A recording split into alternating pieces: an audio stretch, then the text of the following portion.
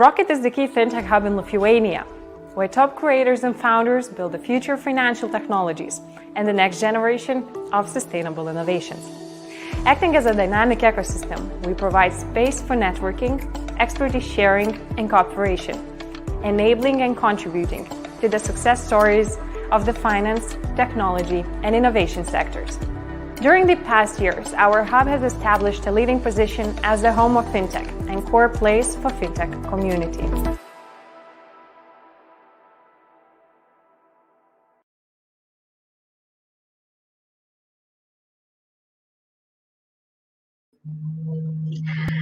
Hello everyone, welcome to the Rocket Impact Accelerator Knowledge Day.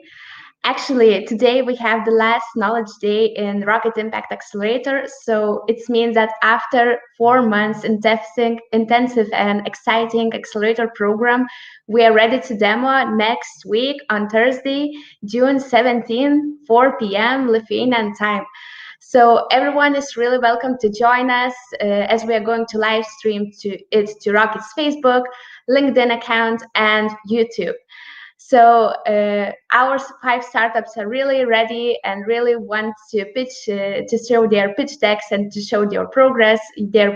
So we are really welcome to invite you on this demo day next Thursday. But for today, we have this last keynote, and we are more than happy to have for it our site partners that are Oracle.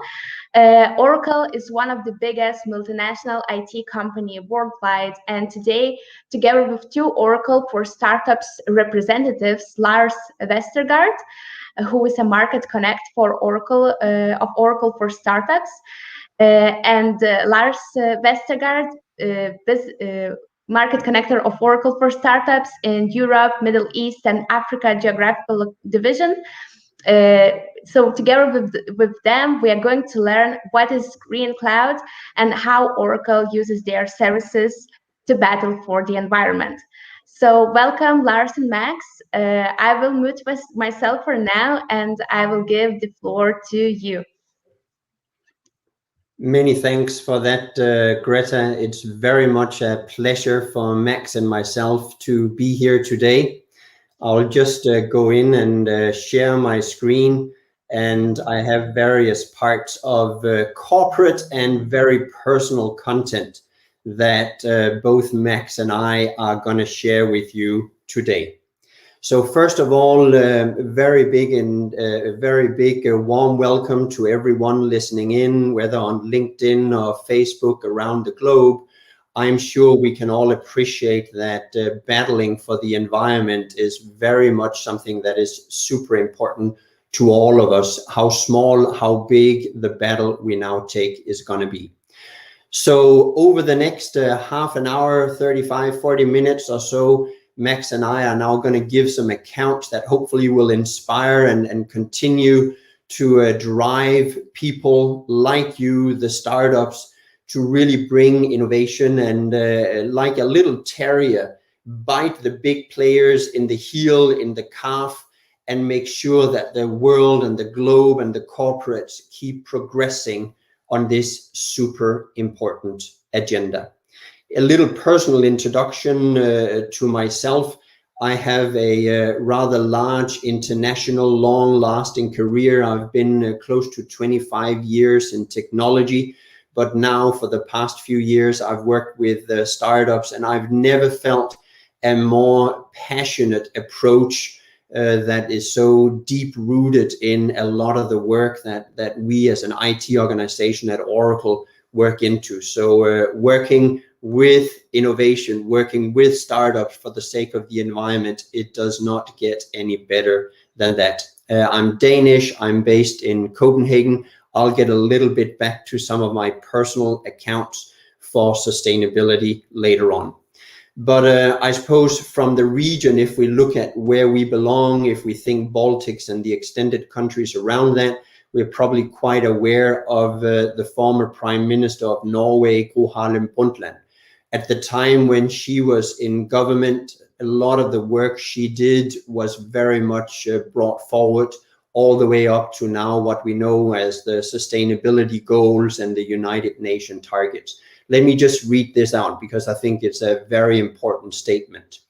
Sustainability or sustainable development is development that meets the needs of the present without compromising the ability of future generations to meet their needs. So I think what that tells us is, as we all know, it's here and now that we need to make sure that whatever legacy we leave is one that we can be proud of. There is a problem. Water in our part of the world, where we sit up here in Northern Europe, we have a lot of water. We have hopefully also a lot of clean water. Hopefully a lot of water that is not too close to a farm field that has been sprayed by pesticides. And I can tell you, I'm guilty as charged in that respect. I come from a small village on a farming upbringing, and our local well had to close because the neighbor of the well where we got our local water from, he used a particular pesticide for corn growing, and it was found in the drinking water because the soil was very, we call it light, so the rainwater brought the toxic from that spraying field all the way down to the water very, very quickly. Water is going to continue to be in big demand. This is the image that I'll come back to a little bit more over the course of my address here to you today, but obviously this is well scary. I think this is something that no eye should behold unless we really all want to take action on that. It is scary how much plastic is ending up in the ocean. And when the metric is that soon there is going to be more plastic by weight in the sea than fish, I think that's where all of us can appreciate that that can no longer continue. Greenhouse gases, hopefully the sky doesn't look like this. What a beautiful set of imagery that came out after COVID changed the way the world works, how the skies and how the images from satellites of the Earth actually changed for the better. So some visible change, I think, has come out of what COVID has brought us. So now let's get a little bit into the personal set of accounts here, because what I would like to get across to everyone here today is, of course, that we all have a responsibility, not just those startups that now for Rocket are part of your batch of sustainability startups, but it's all an individual responsibility we have. And without lifting too many fingers or eyebrows, ever so often there are parts of our lives where we could do better. We might have a personal ambition, especially probably for a youth point of view. We see it among children, teenagers, the 20-year-olds. They're very keen on the environment. Obviously, it's their future. But it's also those very same, not children, but teens and in their 20s that, for example, will attend a music festival and leave something like this. And it's actually quite striking how that personality we have, how we somehow tend to say there's a time for everything, and sustainability and protecting the environment for me is only when I choose to do it. I think that is the attitude that has to change, that it's not just when we choose to want to be sustainable that we need to do it at all times. So if a music festival is looking like the image on the right when people leave it, that, yes, can be brought together by big machinery, and it can be put in an incinerator, and this particular pile of 2,000 metric tons actually heats up 136 households for a year. And one can add, well, that's a good, but if you look on the right, there are parts of a tent that is made of metal that should obviously be recycled. So we all have a responsibility. I think whether you use that term, talk the talk, but do you walk the walk, or your mouth is writing out checks your body can't cash. But honestly, it's not about just being able to talk and socially commit to this. Make the actions that you can be proud of. Let me bring some personal accounts into my sustainability story, because in many ways, I'm guilty as charged. I have for pretty close to 20 years actually traveled for even close to 120, 150 days a year. A lot of those trips obviously has been at a great expense when it comes to me occupying a seat on a plane, but it's also opened my eyes to a lot of things. I, for example, traveled to 74 individual countries. I've kept track of it. I've been in 13 sub-Saharan countries where literally the trees ever so often, depending on season, will not have leaves on it. It'll have plastic bags on it. There is a lot of dialogue around if plastic was invented today, it probably would have been made illegal. But there are so many things that relate to this where you think it's the public opinion that has to change. It's the mindset that has to change. Plastic is great for so many purposes, but one has to realize that it comes at a very deep-rooted cost. One of the things that really tease me is also how public opinion sometimes is very far from truth. I guess people, if they don't know better, they think that if they discard the plastic in the waterways and it runs out the next time a big rainfall hits and the gutter is cleaned out, all is well and good, it'll dissolve in the sea. People need to know the truth. And in some of my travels, and especially in Gambia, I came across how when people were burning the leftovers of fall, whether it was the parts of corn or leaves, and they spread the ashes on their fields for the sake of fertilization. Guess what they did? They literally mixed plastic in the fire because someone had told them that there was fertilizer components of burnt plastic. So part of that story, one could say, well, had the government, had the local municipality instilled that because they wanted people to clean up plastic, but then they created an even bigger problem if they burned it and released a lot of toxics and got the plastic in a burnt sense to be a fertilizer. So having the true story about things is very important. And I can tell you, based on all my travels, I'm now thinking that I have a very strong personal commitment I need to go up to, because I have indeed had a very large CO2 footprint in my previous world. So this is actually me. So I'm an IT guy, IT dude in the weekdays, and in the weekends I'm actually a farmer. So I come from a long-lasting farm set of family roots. These happen to be two of my favorite cows some years back, and I'm actually sitting there de-ticking them because they live out in the wild, out in the woods where there are lots of wild game, and the game attracts the ticks. So I have my cows very tame, so I can go into those soft parts of their skin where the ticks love to sit. My cows stand very, very still when I'm de-ticking them. I never had more than 10 cows, and actually for the majority of my time, I kept 2 to 3 cows, and they were all tame and they were all my pets. Part of why I'm bringing out this story is, of course, it's in deep contrast to a lot of the activities we see around the globe. To me, it was striking over many years of farming to see what was it that in my relationship with my father ever so often came up at big controversy. And you know what that was? That was always for the sake of the environment. So I suppose, without sounding too sacred, even as a young boy in school, it probably began in the 8th and the 9th grade, I got that sense of environment through some very good and very active friends, even at that young age. And I would literally argue with my father about the environment. I look back at our biggest arguments, and they literally were around the environment. My dad was a very keen believer in spraying his fields, and he would do that, and there would be 20 liters left in the big machine, in the big spray machine there. What do we do with it? His always intention was just to pour it out on the in a part of a corner of the field. And I said, Dad, you can't pour that out. It's meant to hit the crops. It's meant to make it better. You can't just pour that out. It's going to run down into the ground. That mentality of farming has luckily changed, and I'm now a die-hard organic produce from what I consume person. One can argue as well, is that always good? Measurements have come out. You can't all go organic, then we can't feed the world, because there has to be some very professional farming, because the yield does drop ever so often when you farm organic. But when it's also in the larger context, I began very early on to say, I don't want to import soy from Argentina. I don't want to import soy as a protein source for my cows. So I grew a 1 in 5 year, I grew organic yellow peas.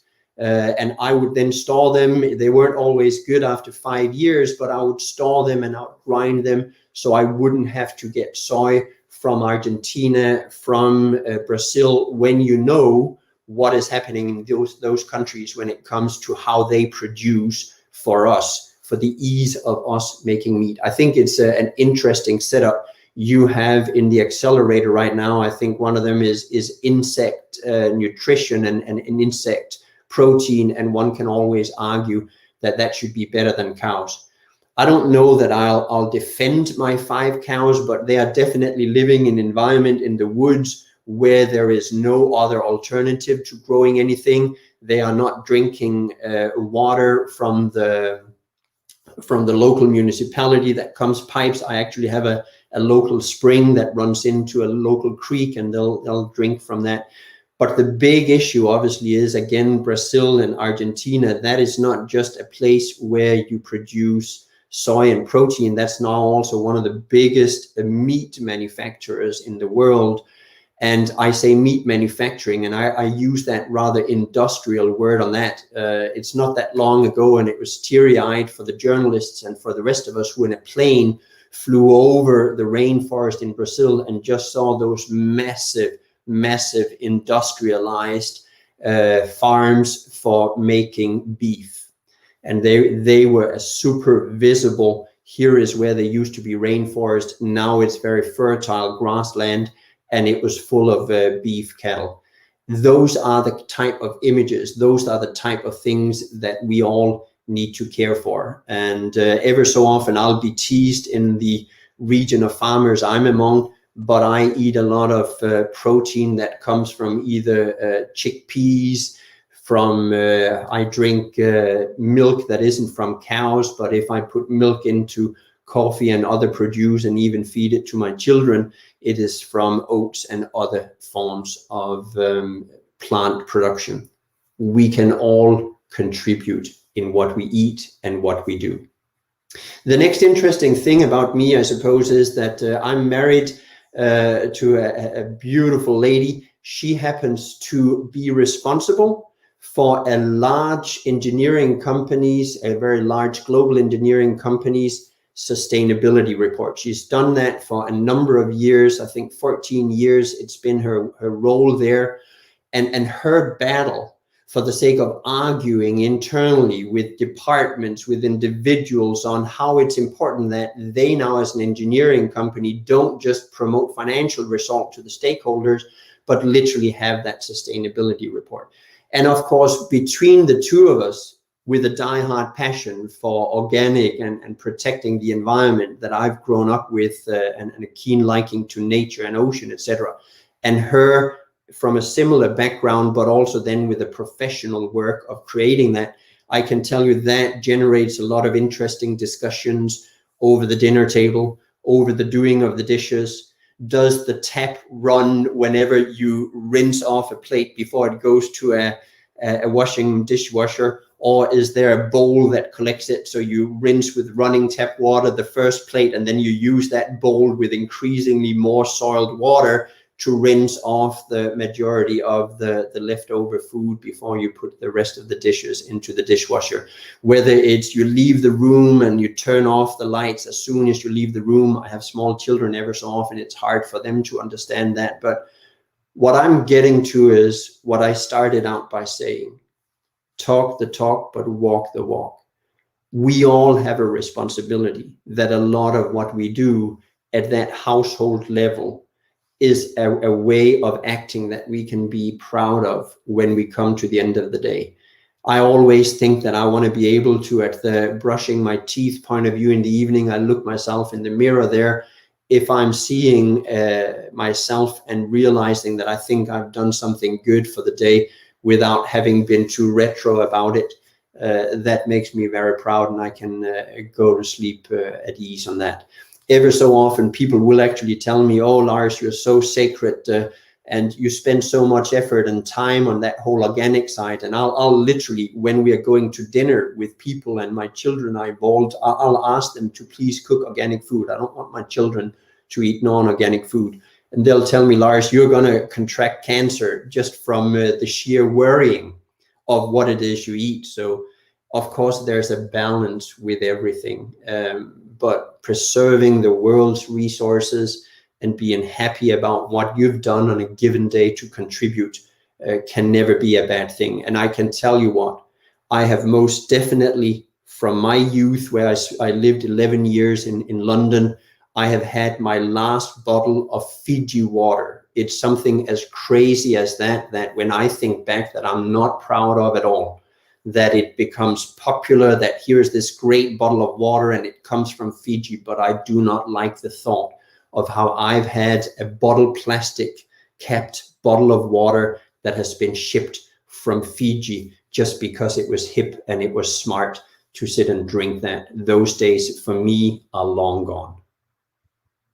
So now going over to something very topical. Here's starting now a discussion on my side around what are we doing as a corporate into the whole set of environmental and sustainable issues. And here is a great example of something that we actually are doing with a startup. As I mentioned earlier, I'm Danish, so there happens now to be a big use case around how a startup with big data running on high performance compute via drones is now starting to allow such a cute little city shark robot here to sail around in a local harbor and collect plastic where it is seen. I have a video that I'm going to play for you. It's 4 minutes long, but I think it serves a very good purpose to let you know what is it that this particular use case, this particular startup, and what is it we at Oracle with our high performance compute are bringing to the table. So enjoy these next 4 minutes. Both the San Francisco Estuary Institute and the Danish government are deploying drones and autonomous technology to identify and remove pollution in public waterways. By analyzing tens of thousands of drone images in the cloud, it now takes less time and less money than running these analyses using on-premises server clusters.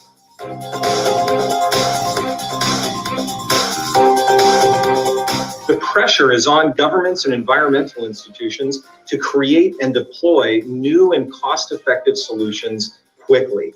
What are some of the challenges that you've seen at the San Francisco Estuary Institute with accelerating the performance of your on-premises computing resources? And how is the cloud addressing that? The San Francisco Estuary Institute is a nonprofit. We have very limited resources, capabilities. The main benefit that we get is the scaling and parallel computations. On top of that, here in California, we've had issues with power outages. Resources that we've been using, we're able to maintain uptime throughout the whole duration. That was a nice benefit, especially with all of us working from home. It solves a lot of issues that we wouldn't be able to do our work without. What are the benefits that Oracle brings Kinetica in running your platform? Oracle offers a great variety of state-of-the-art shapes with hardware, especially in partnership with NVIDIA. So the latest Tesla architecture, and especially the new Ampere architecture that's available on OCI, gives our partners confidence that that application will be available at all times.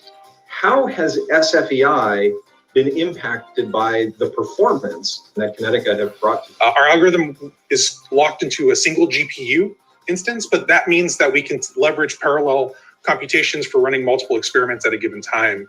We have various milestones that we're trying to get to, and it gives us the best opportunity to achieve higher accuracy, to do the parameter tuning that usually is, just not possible or feasible with my single GPU on my desktop at SFEI. Jacob, why do drone image analytics workloads require GPUs and high-performance computing technology? So-called multi-spectral cameras, which are producing data from multiple bands at the same time. We create up to 6 images at the same time, which we need to analyze and make some conclusions on. But the thing is that it further requires some pre-processing, where you have to pre-process the images, then align those images on top of each other before you can actually do some conclusions on those. How does Kinetica enable algorithm to do more? And a lot of these image analytics workloads, popular deep learning frameworks are being used, like TensorFlow and PyTorch. You're going to see huge performance gains in both hyperparameter tuning and model training, but also that downstream inferencing. If you identify the trash within these images, for example, if it takes you 18 days to churn through that image set, the probability of the trash still being in that location is probably pretty low. If you look at SFEI, and it took a little over 32,000 images, 17 and a half days to get through. By deploying this on Oracle Cloud infrastructure, we actually replicated and distributed this model across 8 V100s. And we took the same exact workload, and that brought that down to 18 and a half hours. Nick, from just the commercial sense, what are the costs look like in being able to process that in a day versus in 17 days? This is an awesome question. As your volumes are increasing and your SLAs are getting more demanding, you can either just continue to scale up and out, and you're going to incur these astronomical costs. Whereas, again, something Jacob really mentioned is using that distributed capability of the GPU to churn through these images, I think really can consolidate a lot of that infrastructure and save our partners on costs there. I really look forward to continuing to work with each of your organizations. Thank you very much for your time. So I'm really proud of having the possibility to work into something like this, working with a startup like that. And if you wouldn't mind, Rocket, I've shared with you a link for an upcoming webinar that just in 2 days is going to be possible for you to access, which really is this use case. So it's a 45-minute webinar about all the ins and outs of this particular use case with the central government from Denmark representative talking and discussing this with the Oracle Denmark country manager. So sustainability, I'll give you a few examples now in addition here to Kinetica that we have just described. I'm super happy that we also work with a US-based startup called OceanWorks. OceanWorks just went live in 2018, but they already have 100 customers on their recycled of plastic little pellets of plastic for whatever industrial use in the supply chain. So they are taking out tons and tons of plastic, making sure that that is recycled. I suppose every little bit counts. There is a lot more plastic in the ocean that can, in a short period of time, by anyone being consumed. That is going to take decades and decades, and if not millennia. We also work with AgroScout and actually a lot of deep tech, agro tech, for the sake of a little bit like what you have at Rocket when it comes to also farm startups that are here. I think you're working with a Polish startup that exactly is in this area of whether drone or satellite imagery, what needs to happen to the field. Is it lacking nutrition? Is it lacking water? So that one can really with AI and very large sets of data and the same kind of imagery, I suppose, as Kinetica, analyzing imagery and turning that into actions that really allow farming and food on our tables to be done in the ideal manner. The whole circular economy is also super important. So this is an example of a German startup that we work with, where for the sake of fashion, for the sake of producing shoes, what is that fabric you're using? Blockchain is one of those that has come out as a strong additional component to that. Very briefly, some other startups, Imagery from Turkey is a whole waste management platform. Riengen is an energy IoT platform for warehousing or retail outlets for the lights and for the air conditioning, etc. Circular is also blockchain and its traceability of bad raw materials. So, for example, they've latched in on cobalt, which is used in batteries. Now, car batteries are becoming very, very much in demand, but how can you recycle the cobalt, which actually is a bad raw material mined by child labor in the DRC and Congo, etc. Tracify is yet another blockchain startup. They are certifying that it's organic food from farm all the way out to your table. And then very interesting as well, Rocket has a deep-rooted financial services with Swedbank inclusion here.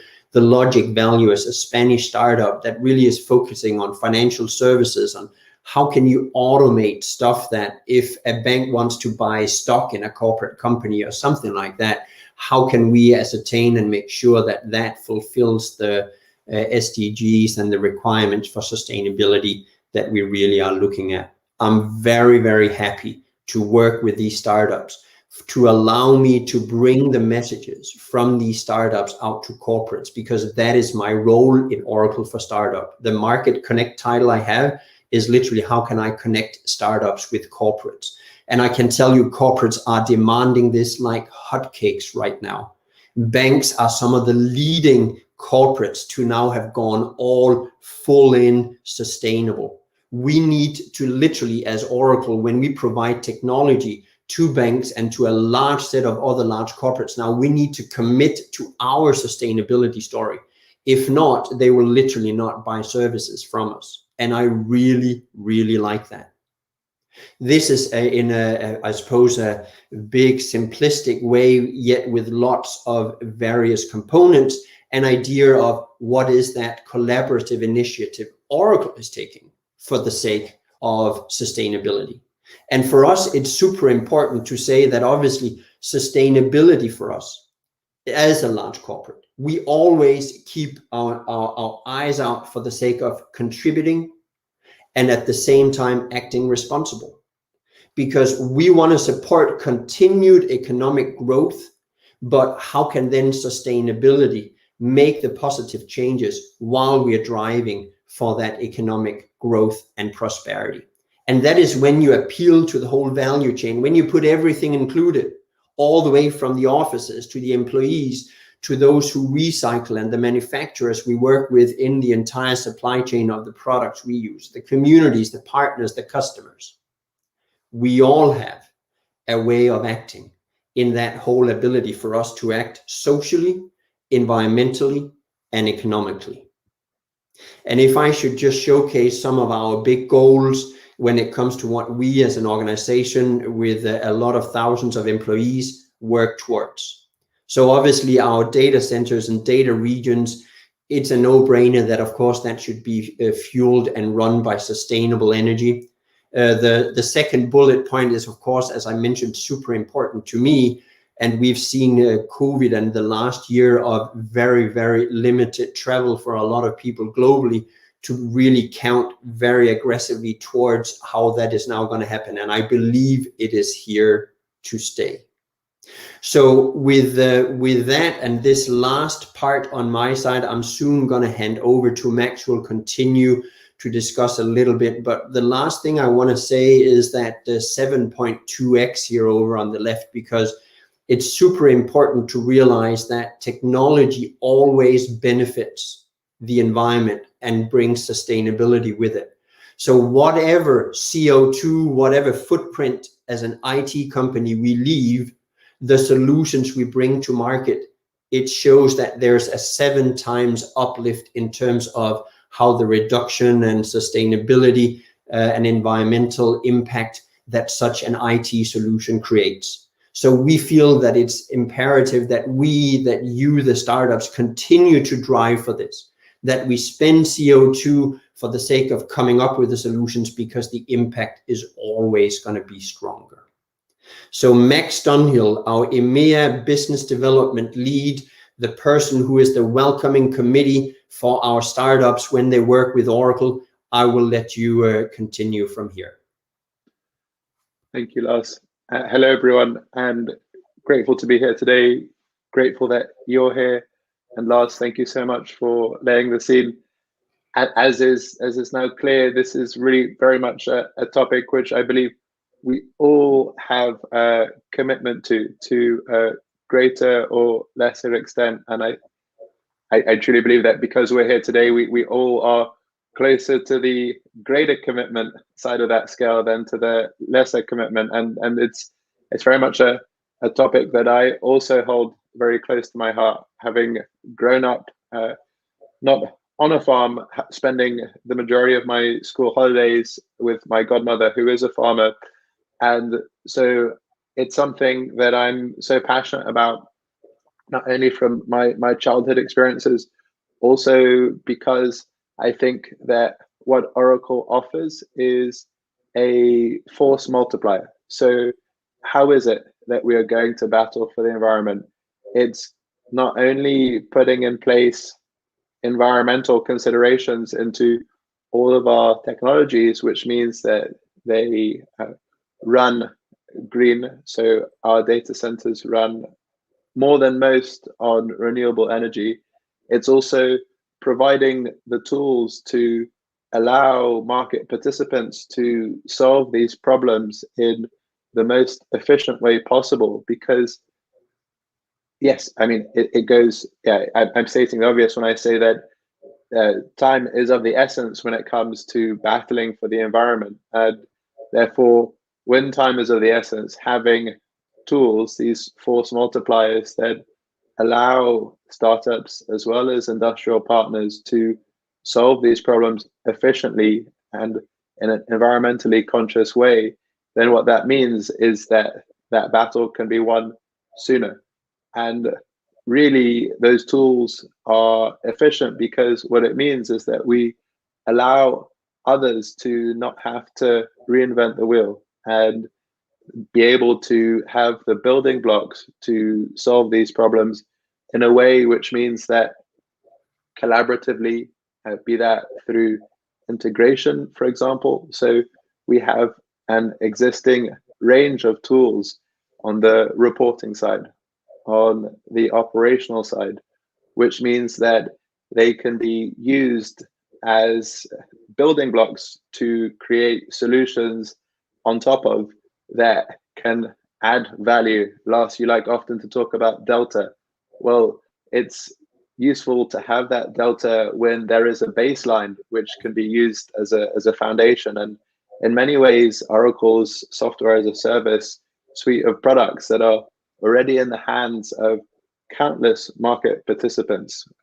Over 430,000 customers make up Oracle's base of existing client relationships. And what that means is when we have these software as a service tools in the hands of these market participants, then what an effective channel to get your delta, your societally and environmentally changing solution out into the hands of the greatest number by leveraging Oracle as a channel partner that not only has these customer relationships, but also has this deep rooted commitment to going to fight for the environment. And so on the one hand, we are here as that force multiplier, providing those building blocks to startups and other partners to go out and help us together fight for the environment. What we're also doing is providing the technology which allows for these solutions to be created in a way that then means that they can be integrated. And we've heard testimonials of how that works. For example, with Kinetica, that has been able to shorten that lead time down from 17 days to a matter of hours. And why that's so interesting is because it demonstrates how in the machine learning and high performance compute area, it is the marriage, if you will, of technology, software and distribution. And getting back to that technology, so through, for example, our acquisition of Sun Microsystem some time ago now, not only do we have the latest hardware that was mentioned, the Ampere architecture for these GPU shapes that allow the cutting down of the processing time so significantly, we also have market leading networking. So these network engineers that came to Oracle through the acquisition of Sun Microsystems have allowed us to stitch together, if you will, these GPU shapes in a way that we can run these massive high performance compute nodes of GPUs that mean that if you have 7 GPUs, as I believe Kinetica mentioned, or even the biggest cluster that I've heard of is 512 GPUs, and that these can be stitched together with RDMA and networking that is as fast as 2 times 200 gigabits per second to create these massive processing nodes that allow yes, perhaps it is now the processing of these images to identify plastic to then help its collection. Well, we have the infrastructure even then to process live video streams in high definition at up to 60 frames per second. And that kind of attention and that kind of performance is what is needed if we are going to solve this problem and fight for the environment thoroughly with the performance, which means that it's not something that we're putting off to tomorrow, that it's a problem that we're trying to address today. Next slide, please. And so, yes, it's here to demonstrate how our suite of software as a service offerings create that foundation, that building block on which to then add your delta, your sort of collaborative input to solving this problem. And so we have this offering of products, for example, supply chain management and enabling and assuring the sustainability of the sourcing journey from the beginning of the value chain all the way to the customer. And so having this as a foundation upon which to create new insights and new products, which will then allow the marketplace to have the information to hand, which will allow them to make data-driven decisions that will then be capable of making a positive environmental impact, and one that's positive not only because of the intentions behind it, but also positive because of the clear demonstration of the sort of measured impact that it will have to make a sustainable decision, which will be to the benefit of the environment. These are the tools that we are providing and that a startup can then work to either use as a building block or perhaps integrate and then get that solution in front of our customers. And next slide, please, Lars.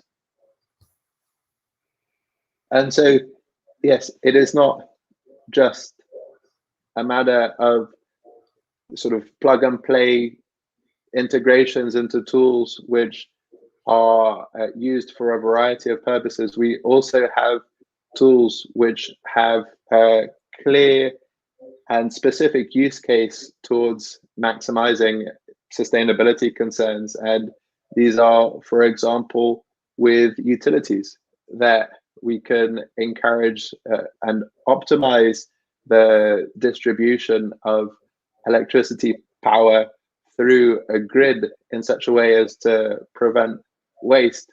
And so it's something that we can follow up with on a case-by-case basis with anyone who would like to better understand Oracle's product suite and what it is that we offer that can help you in the problem that you're looking to solve and cut down that lead time and increase the efficiency of your development cycles by taking into consideration what is already there to then make it better.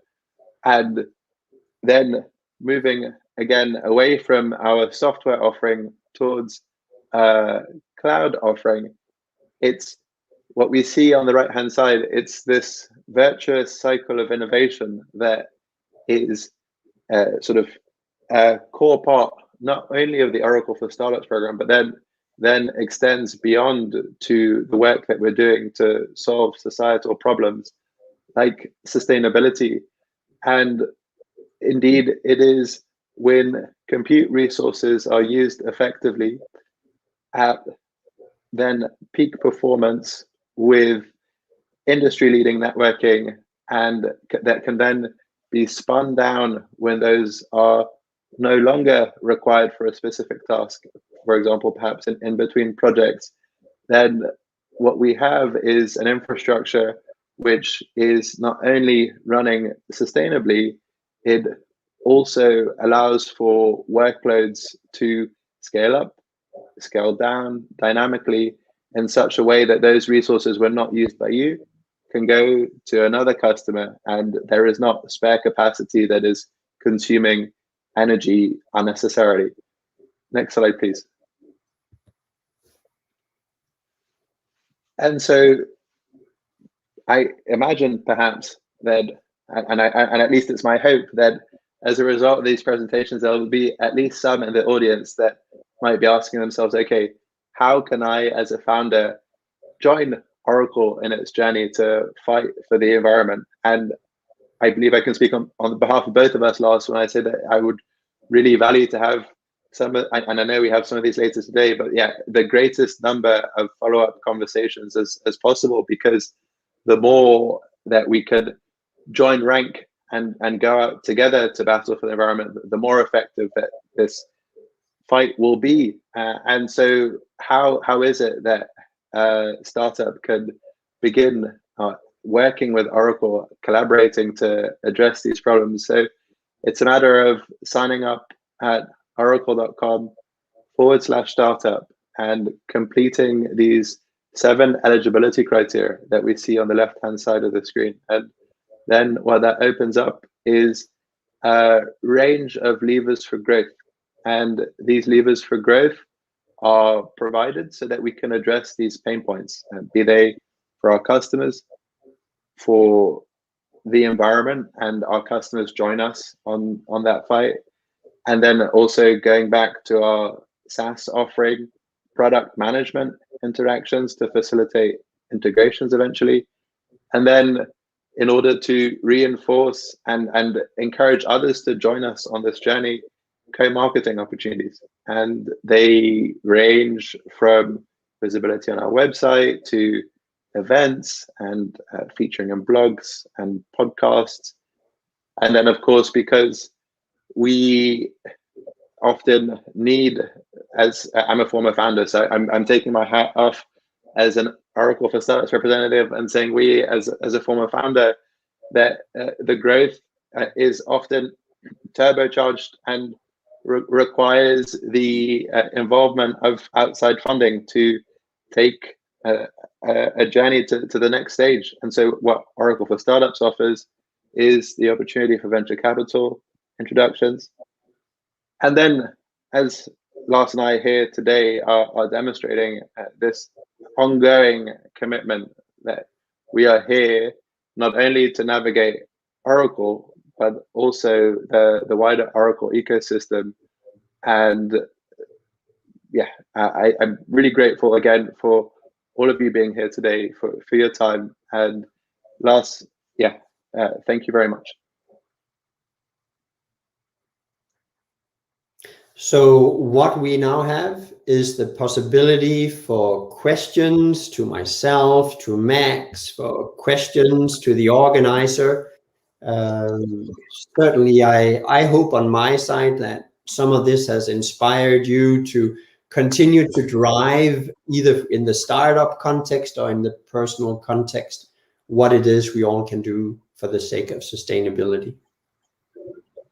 Sure. Thank you a lot, Lars and Max. It was a brilliant presentation and we learned a lot. We learned your personal sustainability journey. We heard the case stories of the startups you're working with, and then how the Oracle's infrastructure contributes to the environment and mitigation of climate change. So thank you a lot.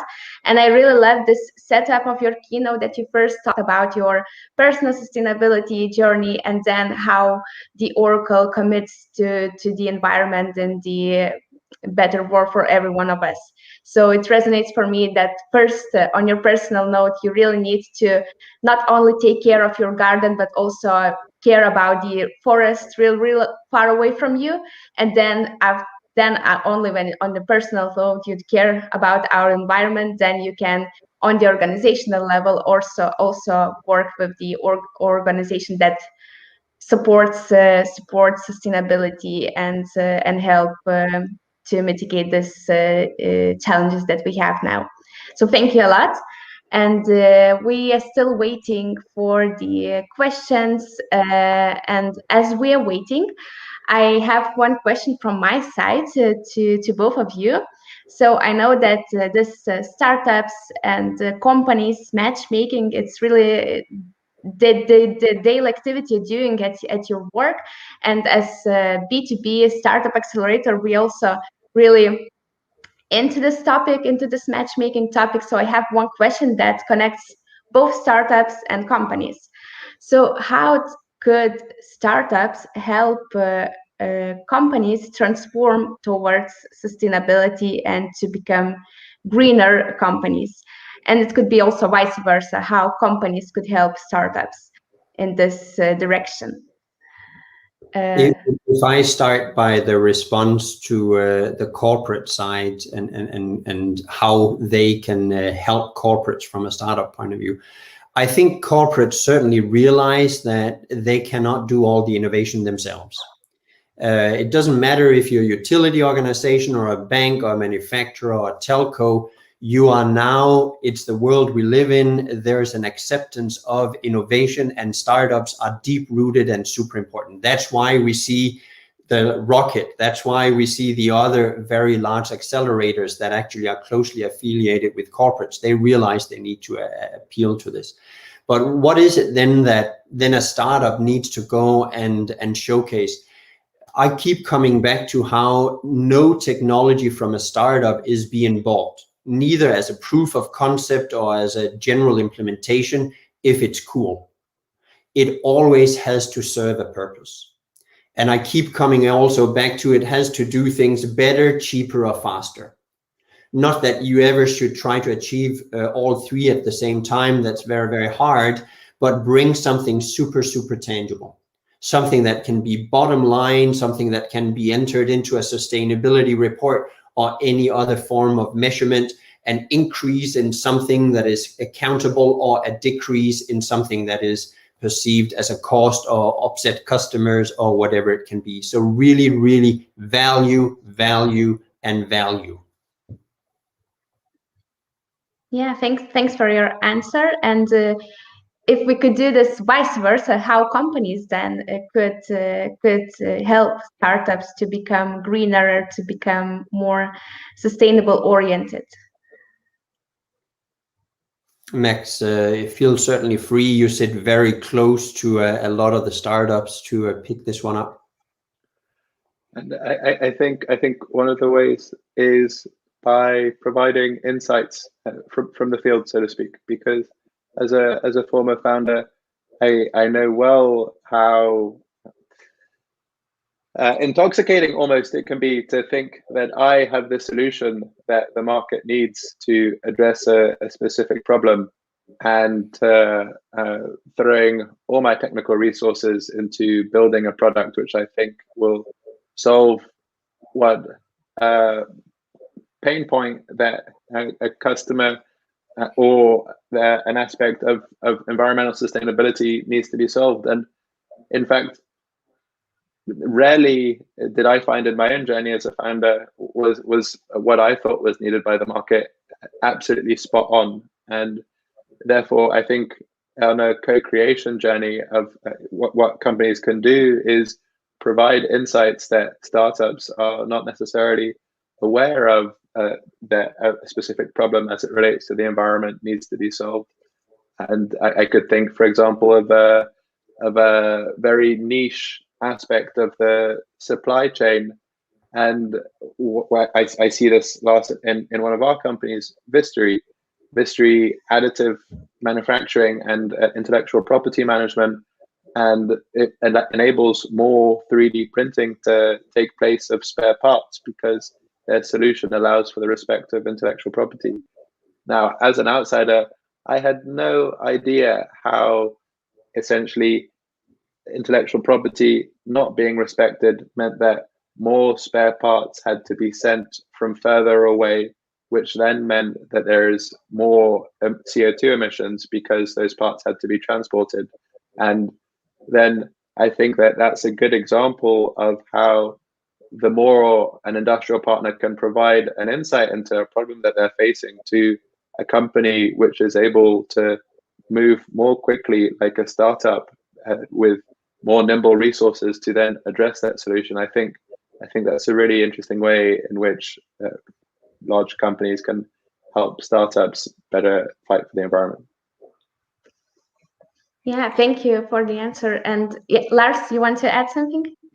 Well, it's just that I can see a great question that comes from Mr. Lee, where he asks, in terms of sustainability, are there some tangible tech solutions in logistics that we have? And I think it's going to be a surprise to many. I'll ever so often show a slide. I'm not doing it now, and I'm normally addressing that with, now I'm going to confuse the living daylights out of you. But the solution set that we bring to the market is huge. And we have one of the global industry-leading Oracle transport management solutions. So some of the big DHLs in the world is definitely a keen agitator for how that transport management solution handles everything, whether it includes ships or land freight, and how it gets to the last mile to the customer. So it is absolutely beyond a standard supply chain point of view, something that we are deeply rooted in. And just to underline how important the whole supply chain and logistics is for us, Oracle's Global Chief Sustainability Officer is John Shawley, who is also responsible for our supply chain. So there is such a strong affiliation of transport, logistics, and sustainability for us, of course, reaching all the way out to the regions and the data warehouses, etc. So not just the logistic itself. Sure, good to hear your answer, and I guess that Hong also get the point. And I have one also technical question, maybe to Max this time. How does Oracle machine learning infrastructure differentiates from the other cloud providers in the market? Absolutely, and so it's very much around networking and cost also. So I mentioned the networking and how we have those sort of unique talent from Sun Microsystems that has allowed for that 2 times 200 gigabits per second interconnection between our GPUs. So when it comes to running large workloads in clusters, connecting these GPUs, we are significantly more performant than a lot of other cloud providers in the marketplace. And also cost effectiveness, because through the Oracle for Startups program, we are providing access to these state-of-the-art resources with a 70% discount for 2 years. So that 70% discount is money that can be reinvested into companies that are looking to address these problems. And if that money is not being spent on infrastructure, that 70% perhaps, for example, can be spent on sales and marketing to encourage more companies to join this battle for the environment. So performance and cost, I would say, are the 2 differentiators for Oracle's machine learning infrastructure. Yeah, it's really clear benefits that you have that, and it really could help impact startups that want to change our world to a better place to live. Great. So Lars, Max, really thank you to this keynote. Thank you for your responses to the questions, and yeah, that would be it. So it's really great to see Oracle as a one of the biggest company in the world, so committing to this environment and climate change. So thank you, Lars and Max, for being us today, and yeah, take care. Thank you, Greta. Cheers, Lars.